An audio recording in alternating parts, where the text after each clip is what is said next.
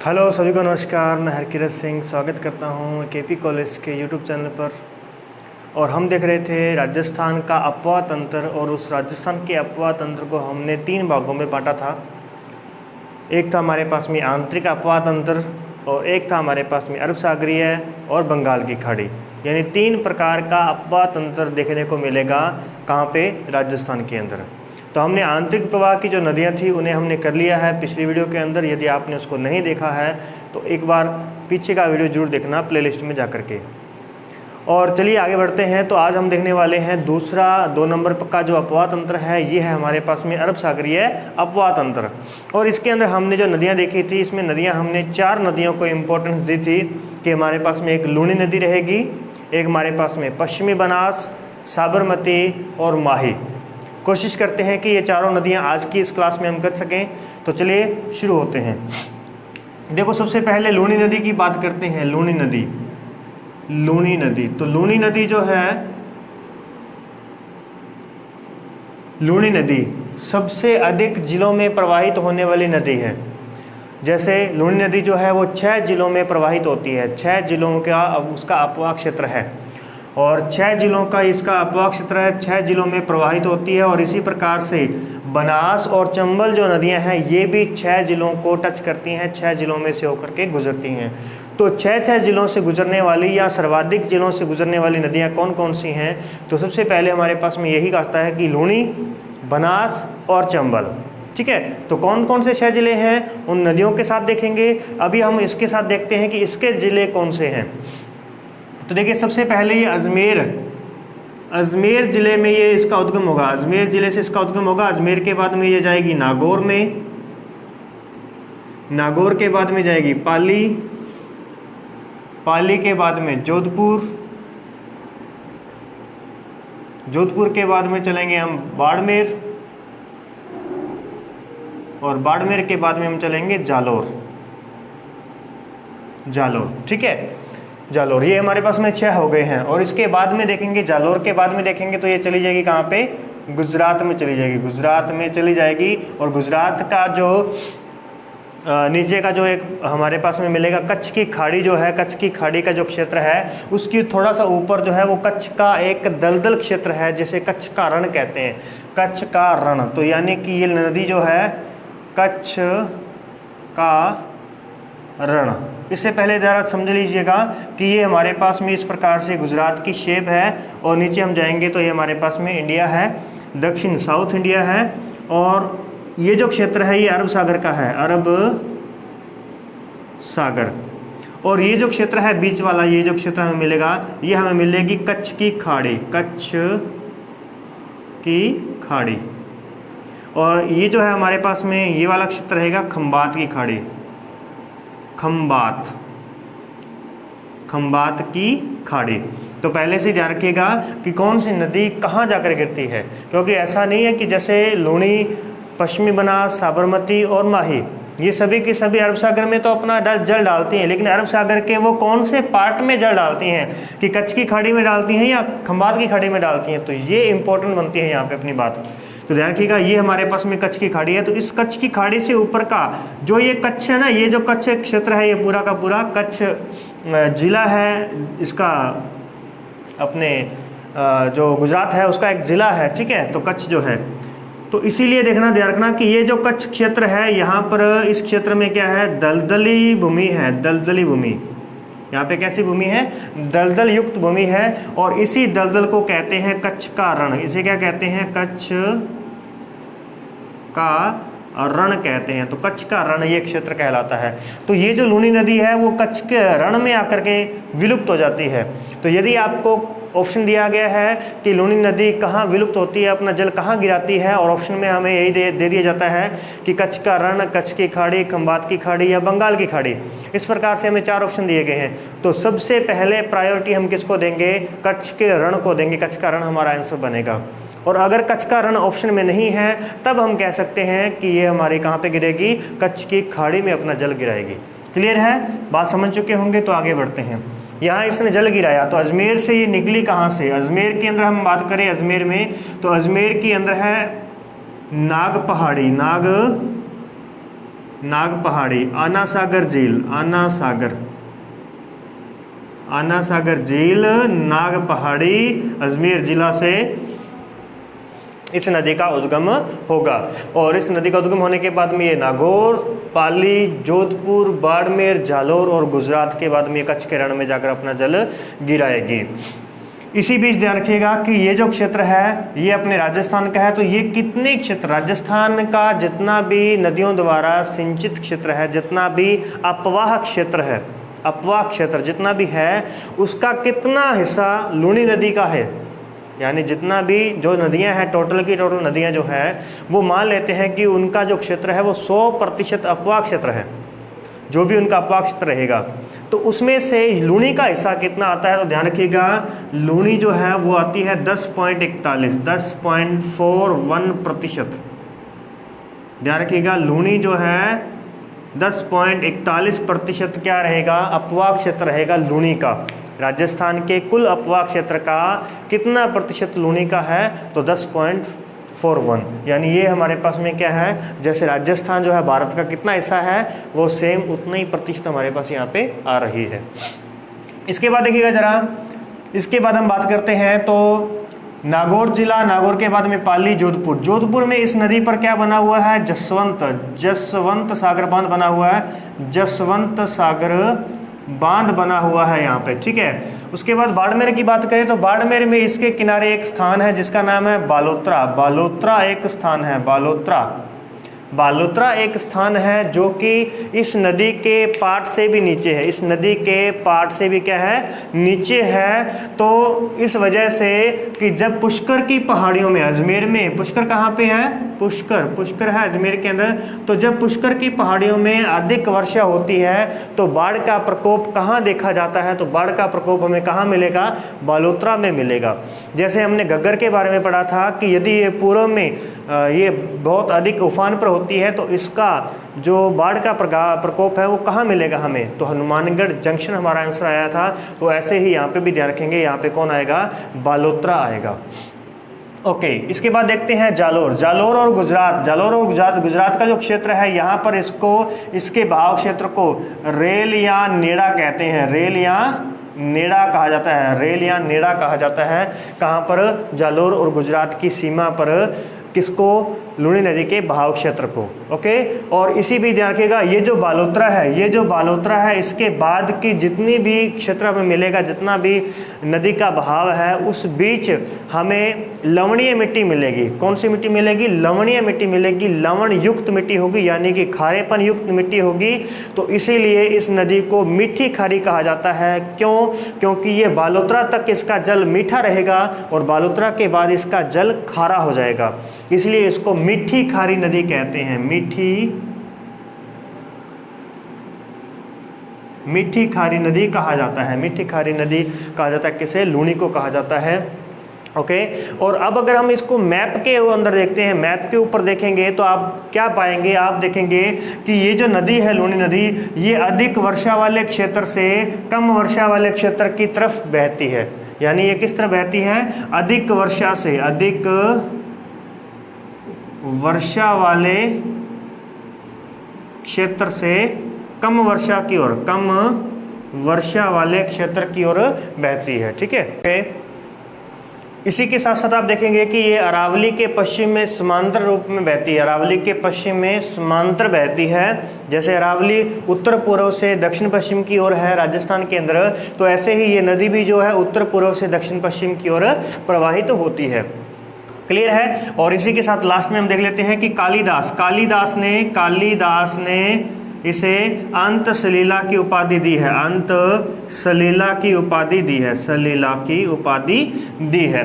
तो ये इसके कुछ उपनाम आ जाते हैं और ये हमारे पास में इसका पूरा का पूरा क्षेत्र आ चुका है। इसकी सहायक नदियों की बात करें तो सहायक नदियों में हमारे पास में मिलेगी जोजड़ी, सरस्वती नाला, बांडी, सूकड़ी, सगाई, सागी,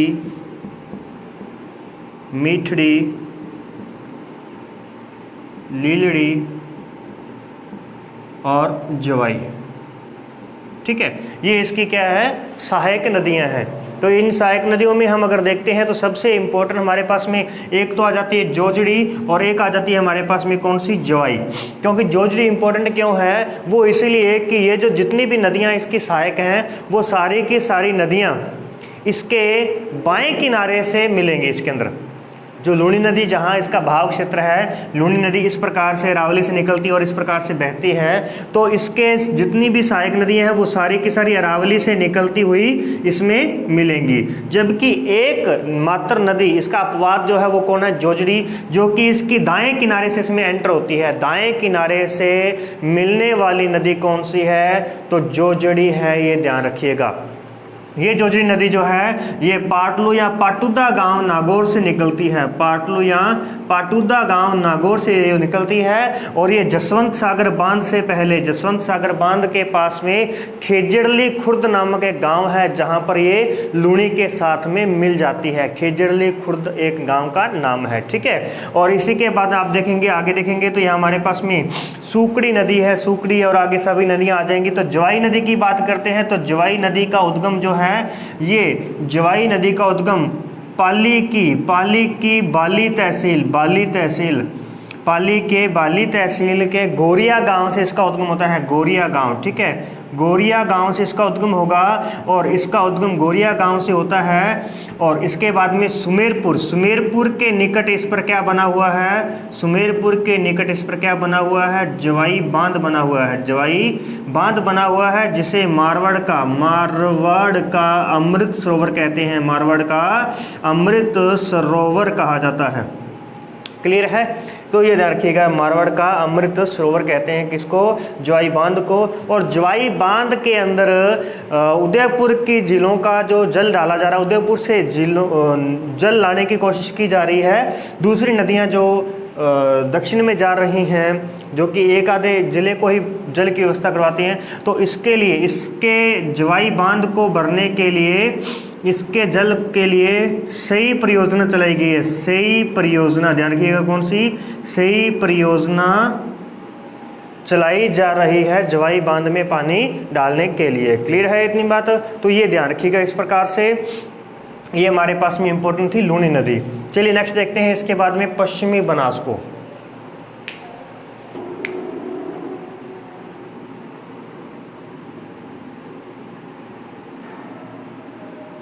पश्चिमी बनास के लिए कोई ज़्यादा इम्पोर्टेंट नहीं है, क्योंकि पश्चिमी बनास जो है ये सिरोही ज़िले से निकलेगी। इसका उद्गम होगा सिरोही के नया सानबरा गांव से इसका उद्गम होता है। नया सानबरा गांव से इसका उद्गम होता है और ये चली जाएगी इसके बाद में कहाँ, गुजरात में चली जाएगी। गुजरात, तो गुजरात में चली जाएगी। तो गुजरात में देखेंगे तो इस नदी पर क्या है, डीसा शहर, इस नदी पर हमें मिलेगा, डीसा शहर मिलेगा हमें इस नदी पर। और गुजरात में जाने के बाद में ये चली जाएगी कच्छ की खाड़ी में। ध्यान रखिएगा कहाँ पे जाएगी ये, कच्छ की खाड़ी में जाकर के विलुप्त हो जाएगी, कच्छ की खाड़ी में। ओके, कहाँ से निकली ये, सिरोही के नया सानबरा गाँव से निकली और कहाँ पर जाकर गिरी, कच्छ की खाड़ी में गिरी। ठीक है, ये इतना ही इसके लिए इम्पोर्टेंट रहेगा। इसके बाद देखते हैं हम आगे साबरमती नदी है। तो साबरमती नदी जो है ये उदयपुर के अंदर ये गोगुंदा की पहाड़ियों से, गोगुंदा की पहाड़ियां है उदयपुर के अंदर, ध्यान रखिएगा, वहां से, यानी ये कहाँ पे है, जाडोल तहसील के अंदर है। जाडोल तहसील के अंदर है। जाडोल तहसील के पलदरा गांव से है। पलदरा गांव से इसका उद्गम होता है गोगुंदा की पहाड़ियों से उद्गम होगा किसका, साबरमती नदी का। और ये इसके बाद कहाँ चली जाएगी, गुजरात में चली जाएगी, गुजरात। और गुजरात में जाने के बाद में ये जाएगी कहाँ पे, खंबात की खाड़ी में। ध्यान रखिएगा, खंबात की खाड़ी में विलुप्त होगी। तो ध्यान रखिए इन दोनों का अलग होगा यहाँ पे, कच्छ का रण, कच्छ की खाड़ी, खंबात की खाड़ी, तीनों अलग रहेंगे, ध्यान रखिएगा। ओके, खंबात की खाड़ी में इसने जल गिरा दिया। गुजरात में देखते हैं तो गुजरात की ये इंपॉर्टेंट रहेगी। तो गुजरात में इस नदी के किनारे हमें क्या क्या मिलने वाला है, तो ये मिलेगा साबरमती आश्रम। क्या मिलेगा हमें, सबसे पहले साबरमती आश्रम मिलेगा, साबरमती आश्रम। उसके बाद में अहमदाबाद, अहमदाबाद जो है वो किस नदी के किनारे पर है? अहमदाबाद साबरमती नदी के किनारे पर है। और फिर आता है गांधीनगर, गांधीनगर क्या है जल्दी से बताएंगे, गांधीनगर क्या है? गांधीनगर क्या है ये आप बताएंगे कमेंट के अंदर। तो ये थी हमारे पास में साबरमती नदी। और अब फिर से आती है इम्पोर्टेंट नदी आती है हमारे पास में, कौन सी? माही, माही नदी जो है ये फिर सबसे इम्पोर्टेंट आ जाती है। लूनी आ गई हमारे पास में और माही आ गई, ठीक है। इनके बारे में पढ़ना बिल्कुल मत भूलिएगा। तो देखिए क्या करना है इसके लिए, बहती है सिर्फ 2 ही जिलों में है, राजस्थान के 2 ही जिलों में ये बहती है। वो कौन कौन से ज़िले हैं? तो देखिए ज़रा, ये ना दक्षिण में हम देखते हैं तो यहाँ पे हमारे पास में बांसवाड़ा है, और इस तरफ हमारे पास में डूंगरपुर, और ऊपर कौन सा आ जाएगा? प्रतापगढ़ और उदयपुर यहाँ पे आ जाएंगे। ओके, इतनी बात है। इसके बाद देखिए ज़रा, यहाँ पे हमारे मिलेगा विंध्याचल पर्वतमाला मिलेगी,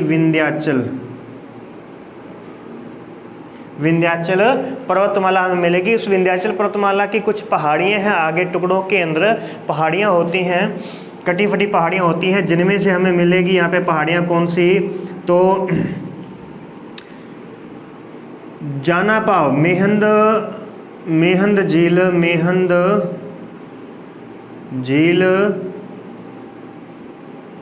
जाना पाव की पहाड़ियाँ,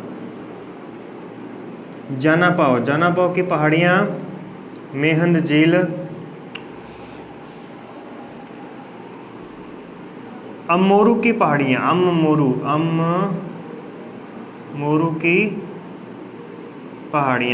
की पहाड़ियाँ यहाँ पे है, जाना पाव में है अमोरू की पहाड़ियाँ, मेहंद झील मध्य प्रदेश, यानी इसका उद्गम कहाँ से होगा? मध्य प्रदेश इसका उद्गम होगा।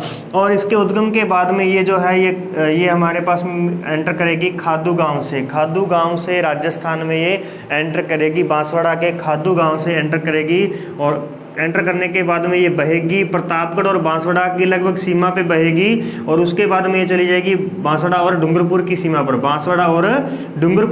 पर, चली जाएगी। और उसके बाद चली जाएगी कहाँ पे? ये खंबात की खाड़ी में चली जाएगी। देखिए सुनते रहिएगा अच्छे तरीके से, बाद में आप नोट कर लेना इसको।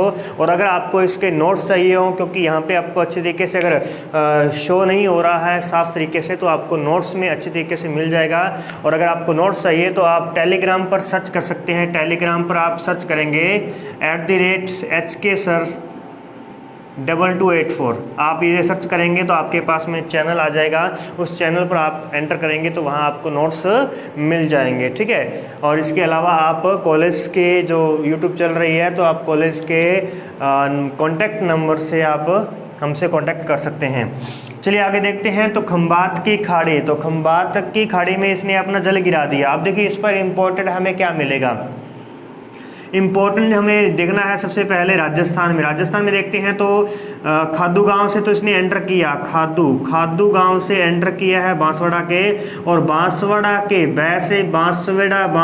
के बोरखेड़ा नामक गांव में इस पर क्या बना हुआ है? बांध बना हुआ है। बोरखेड़ा गांव में बांध बना हुआ है। बांध कौन सा? माही बजाज सागर बांध। कौन सा? माही नदी पर मिलेगा, माही बजाज सागर बांध। जवाई नदी पर देखा था, जवाई बांध, है ना। इस प्रकार से ध्यान रखिएगा आप।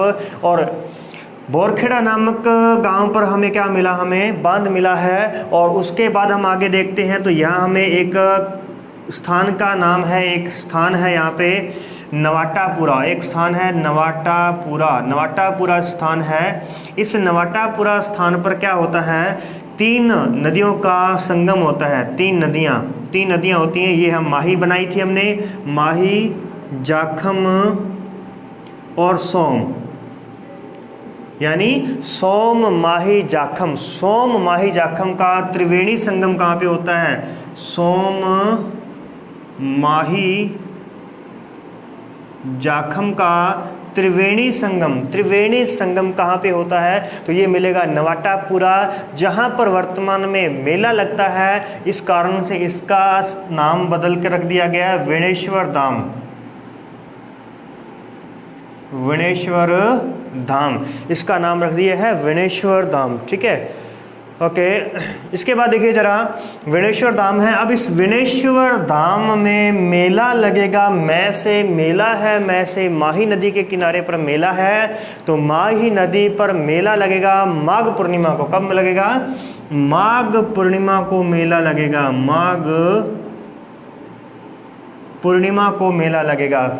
माघ पूर्णिमा को ये मेला लगेगा, तो इस मेले को आदिवासियों का कुंभ कहा जाएगा। आदिवासियों का क्या कहेंगे? कुंभ कहेंगे। और ये जो क्षेत्र है, इस क्षेत्र का नाम डूंगरपुर और बांसवाड़ा को कहते हैं वागड़। क्या कहते हैं? वागड़ कहते हैं। तो इस मेले को क्या कहेंगे? वागड़ का पुष्कर कहेंगे, वागड़ का पुष्कर कहेंगे, आदिवासियों का कुंभ कहेंगे। किसको कहेंगे? मेले की बात चल रही है। अगर हम नदी की बात करें तो नदी को क्या कहेंगे? तो नदी को कहेंगे दक्षिण राजस्थान की गंगा, आदिवासियों की गंगा। और इसी के साथ देखेंगे आप कि इसका जो क्षेत्र है, जो बांसवाड़ा और प्रतापगढ़ का जो क्षेत्र है, वहाँ पर है छप्पन का मैदान और कांठल का मैदान। कौन सा? छप्पन का मैदान है, छप्पन का मैदान, और एक है कांठल का मैदान, कांठल का मैदान। तो कांठल की गंगा कहेंगे इसको। क्या कहेंगे? कांठल की गंगा कहेंगे, वागड़ की गंगा कहेंगे, आदिवासियों की गंगा कहेंगे, दक्षिण राजस्थान की जीवन रेखा कहेंगे, दक्षिण राजस्थान की जीवन रेखा कहा जाएगा इस नदी को। और ध्यान रखिएगा, ये हमारे पास क्षेत्र आ गया छप्पन। तो छप्पन का मैदान पूछा जाए तो कहाँ पे आएगा? बांसवाड़ा में आएगा छप्पन का मैदान, बांसवाड़ा और डूंगरपुर के क्षेत्र में आएगा। कांठल का मैदान आएगा बांसवाड़ा और प्रतापगढ़ के क्षेत्र में। और छप्पन का मैदान यहाँ पर है, लेकिन छप्पन की पहाड़ियाँ कहाँ पर है? छप्पन की पहाड़ियाँ, ये आप कमेंट में मुझे बताएंगे छप्पन की पहाड़ियाँ कहाँ पे है। और छप्पनिया अकाल पड़ा था, एक सबसे बड़ा अकाल जो था हमारे पास में, छप्पनिया अकाल था, जो कि 1956 में पड़ा था। कब पड़ा था? 1956। लेकिन ध्यान रखिएगा, अगर 1956 ऑप्शन में नहीं है तो क्या आंसर आएगा? हमें आंसर देना है 1899 ईस्वी। क्या आंसर आएगा?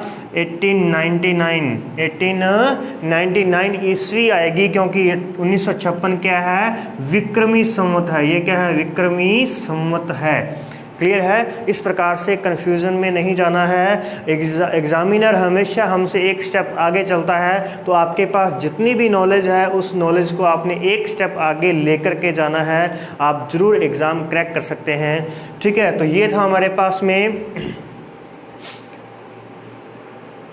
अरब सागरीय प्रवाह तंत्र। और नेक्स्ट क्लास के अंदर हम देखेंगे बंगाल की खाड़ी का आपात तंत्र देखेंगे। तो कोई अगर आपको डाउट रहा हो तो मुझे कमेंट में बताना मत भूलिएगा। और आप वीडियो को शेयर भी करें और चैनल को सब्सक्राइब करें और लाइक करना तो नहीं भूलना। धन्यवाद।